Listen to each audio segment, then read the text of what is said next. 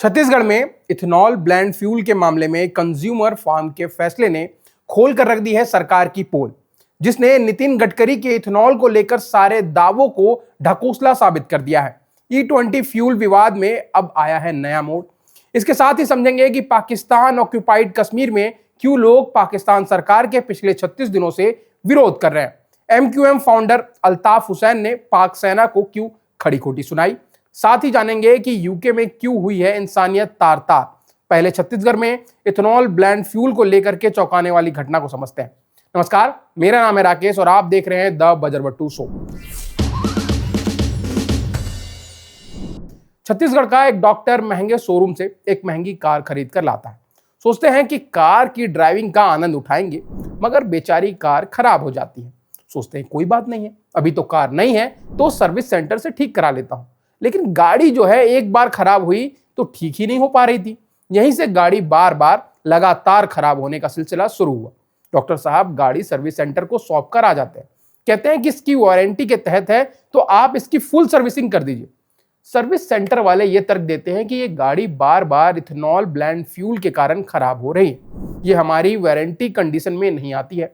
Service centre और company के engineers ने डॉक्टर को एक भारी भरकम 5.30 लाख का एस्टिमेट थमा दिया। तब डॉक्टर साहब हो गए परेशान और चले गए छत्तीसगढ़ कंज्यूमर कोर्ट। उसका दरवाजा खटखटाया, मामले की जांच की जाती है तो पता चलता है कि मारुति सुजुकी कंपनी ने एक तो नई गाड़ी बता करके 17 महीने पुरानी गाड़ी बेच दी थी। इस पर गाड़ी का इंजन इथेनॉल ब्लेंड फ्यूल को झेल नहीं पा रहा था। और देश में अभी हालात यह है कि हर जगह E20 फ्यूल ही मिलता है, इसीलिए गाड़ी के हालात लगातार बद से बदतर होने लगे। चूंकि कंपनी ने झूठ बोलकर कार बेची थी, इसीलिए उस पर भी जुर्माना लगाया गया।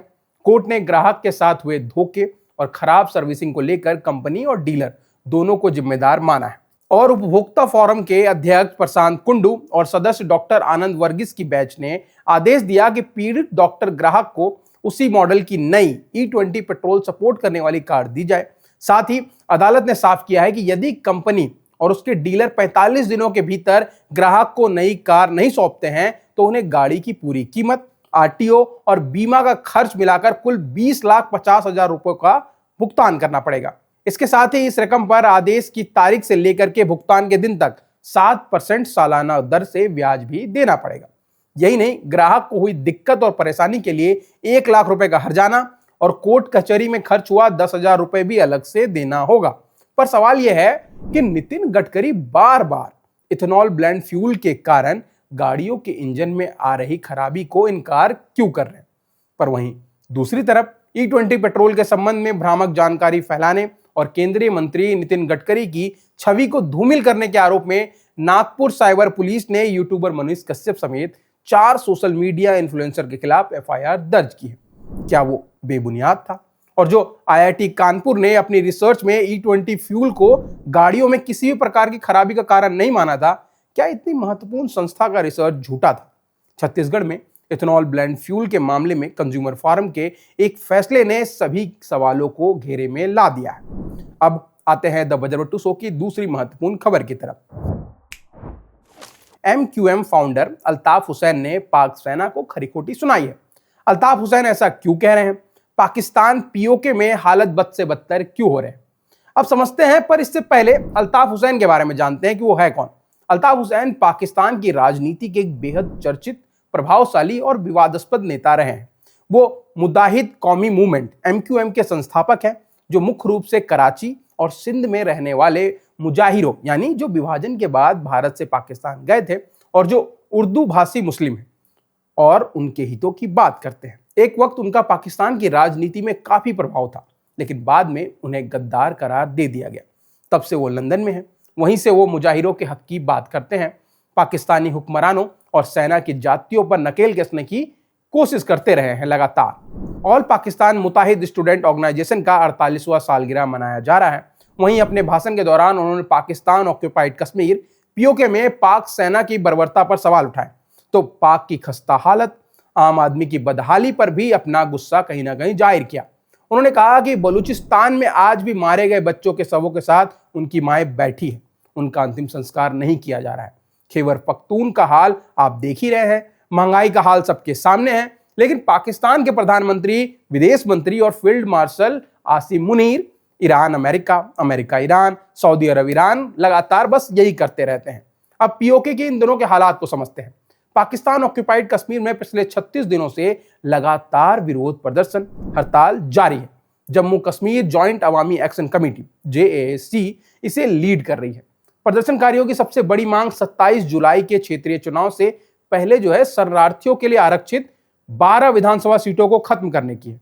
अब एक बार ये आरक्षित 12 विधानसभा सीटों के मजेदार खेल को भी समझते हैं। ये 12 आरक्षित सीट 1947 और 1965 में भारत के कश्मीर से भागकर आए हुए शरणार्थियों को आवंटित की गई थी, मगर ये रिफ्यूजी अब पाकिस्तान के बड़े शहरों में बस गए हैं। पीओके के लोग वोट पीओके में डालते हैं, मगर उनके प्रतिनिधि बड़े शहरों में रहकर वहीं से सीधा पाक विधानसभा पहुंच जाते हैं। पीओके के लोगों का दुख सुख ख्याल कौन रखता है ये उन्हें पता नहीं, पर वो उनके लिए कानून बनाते हैं। और इसीलिए ही पीओके के लोगों का सीधा कहना है कि जो हमारे सुख दुख में साथ नहीं रहता, जो हमारे यहाँ बिजली पानी की किल्लत नहीं झेलता, उसे हमारे भविष्य का फैसला लेने का कोई अधिकार नहीं है। पीओके में 54 विधानसभा सीटें हैं। पीओके में ही जो स्थानीय नागरिक की एक विधानसभा सीट है उसमें औसतन 1 लाख से ज्यादा वोटर होते हैं, लेकिन पीओके की 12 विधानसभा सीटों पर महज 4.36 लाख लोग ही हैं। इसलिए पाकिस्तान में किसकी सरकार बनेगी यह तय करने में मेजर रोल प्ले करता है। पाकिस्तान की मुस्लिम लीग या पीटीआई जैसी मुख्य राजनीतिक पार्टियां इन 12 सीटों पर अपने खास लोगों को आसानी से चुनाव जितवा देती है। इसके बाद इन 12 विधायकों के दम पर वो पीओके में अपनी मर्जी की कठपुतली सरकार बनाती है और स्थानीय जनता जैसा चाहती है वो सरकार कभी आ ही नहीं पाती। और इसी के खिलाफ वहां लगातार विरोध प्रदर्शन हो रहा है। आंदोलनकारी मुख्य रूप से ये मांगे कर रहे हैं कि वहां खाने पीने की जो चीजों की मारामारी हो रही है, पानी की जो किल्लत है, बिजली आए दिन कभी भी कट जाती है, हाइड्रो पावर प्रोजेक्ट का लाभ क्षेत्र के लोगों को मिलता ही नहीं है। लोगों ने आवाज उठानी शुरू की तो उन्हें एंटी नेशनल और भारतीय एजेंट कहा गया। हालत दिन पे दिन बेकाबू होती जा रही है। जॉइंट अवामी एक्शन कमेटी JASC के वरिष्ठ नेता सरदार अमान खान ने कहा है कि ये इलाका ना तो आजाद है और ना ही विवादित, बल्कि ये कब्जे वाला इलाका है। उन्होंने ऐलान कर दिया है कि पीओके पाकिस्तान का गुलाम अब नहीं रहेगा। पीओके के अलावे पूरे पाकिस्तान में लगभग 45 आटा की मिलें बंद हो चुकी है। उधर बलूचिस्तान में बलोच आर्मी के हमले पहले से ज्यादा तेज हैं। उत्तर पश्चिम में खैबर पख्तूनख्वा इलाकों में तहरीके तालिबान पाकिस्तान TTP लगातार सुरक्षा बलों को निशाना बना रही है, जबकि अफगानिस्तान सीमा पर भी तनाव कम होने का नाम नहीं ले रहा। पाकिस्तान के घरेलू हालात बेहद नाजुक हो चुके हैं, फिर भी अपने यहाँ की समस्याओं को नजरअंदाज करके वो अंकल सैम सऊदी अरब जैसी विदेशी शक्तियों की खुशामत में लगे हुए हैं। हालात जब भी पाकिस्तान में बेकाबू हो जाते हैं तो भारत के साथ सीमा पर तनाव बढ़ने लगता है और अपने लोगों में वो देशभक्ति की भावना जगाने की कोशिश करते हैं। उन्हें असल में मुद्दे से भटकाना होता है। फिलहाल हालत काबू में है, लेकिन ये कब तक रहेगा इसकी गारंटी कोई नहीं ले सकता। अब चलते हैं द बजरवट्टू शो के अगली महत्वपूर्ण खबर की तरफ। अमेरिका में एक भारतीय युवक को लगातार 15 बार चाकू मारकर उसकी हत्या की गई। मामला धर्म से जुड़ा हुआ है। सोहेल नाम का वो आदमी यूटा के वेस्ट वैली सिटी के स्थित वैली फायर मॉल में काम करता था। 48 साल का पीटर माइकल मार्शल लॉ में आता है। उससे पूछता है कि तुम किस देश से हो, तुम्हारा नाम क्या है। ये सब पूछने के बाद वो उससे पानी मांगता है। सोहेल के पीछे पलटते ही उस पर चाकू से धारदार वार करता है। लूना नूनेज, इस घटना के चश्मदीद गवाह, ने बताया कि वो सोहेल पर लगातार चाकुओं से अटैक कर रहा था। मुझे डर लग रहा था कि वो सोहेल अब बचेगा नहीं। मैंने उसे बचाने के लिए जो हाथ में आया, जूते, कुर्सी, सबसे वो हमलावरों की ओर फेंकने की कोशिश की। फिलहाल माइकल मार्शल पुलिस के हिरासत में है। उसने पुलिस से पूछताछ में बताया कि उसने उसे महज मुसलमान होने के कारण मारा। वो मुसलमानों का खात्मा चाहता है। पुलिस ने उसे समाज के लिए खतरा बताते हुए जेल में फिलहाल बंद कर दिया है। पर सवाल यह है कि किसी को भी महज उसका धर्म पूछकर मारना कितना जायज है। पहलगाम में भी यही हुआ था। ऐसी घटनाएं मानवता को तार तार करती हैं। इन सब पर निदा फाजली की ये लाइन याद आती है कि कोई हिंदू, कोई मुसलमान, कोई ईसाई है, सबने इंसान ना बनने की कसम खाई है। तो आज की द बजरवट्टू शो में कहानी यहीं तक। आज अगर आपको हमारा शो पसंद आया है तो हमारे चैनल को जरूर सब्सक्राइब करें, क्योंकि हम सोमवार से शुक्रवार तक आपके लिए ऐसी खबरें लेकर आते रहते हैं। फिलहाल के लिए अगर आपको ये वीडियो पसंद आया है तो इसको लाइक जरूर करें और ऐसे ही वीडियोस के लिए सब्सक्राइब करें बजरवट्टू दुनिया को।